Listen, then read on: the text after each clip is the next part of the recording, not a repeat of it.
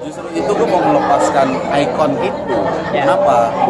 Ikon itu udah biarlah menjadi kenangan ya kan. Karena kan nggak angkatan kita, nggak angkatan di bawah gua, nggak yang gue dengar sampai anak gua juga sekarang, anak gua sekarang ini nih ada statue setelan cuek, ngasih lihat foto gua zaman gua film ikonik gua itu, gua kayak buset sampai ini masih aja ada ya gitu. Cuman ya udah, itu biarlah menjadi kenangan.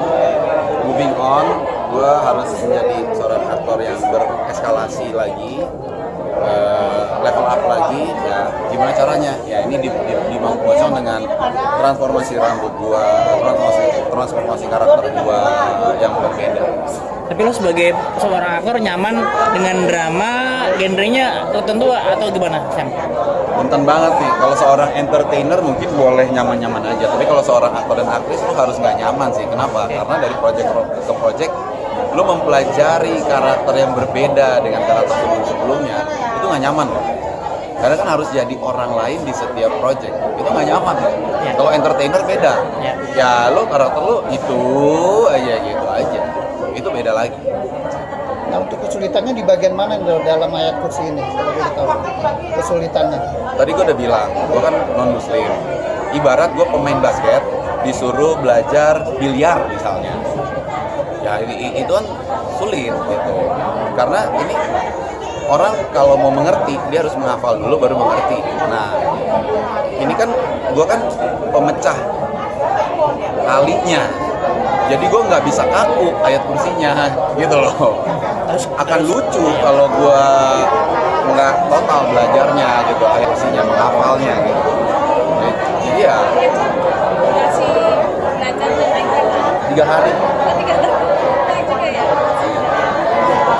3 hari cuman di kereta, untungnya 6 jam ke Tegal, jadi lebih ada waktu lagi. Ya kan di kereta gabut, ngapain di kereta? Mau loncat keluar, nggak bisa. Ya itulah aktor dan aktris tugasnya. Tapi itu pas sebelumnya emang belum. Waduh, berapa ya?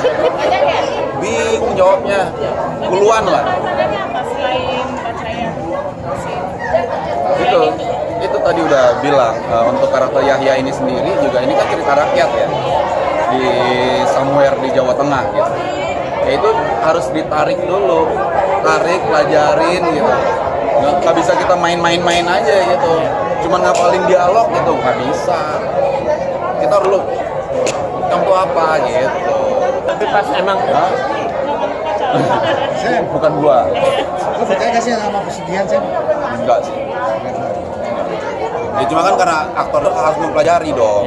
Kan kan harus sama tidak percaya sama tidak mau percaya beda dong. Ini kan harus gitu kan. Udah.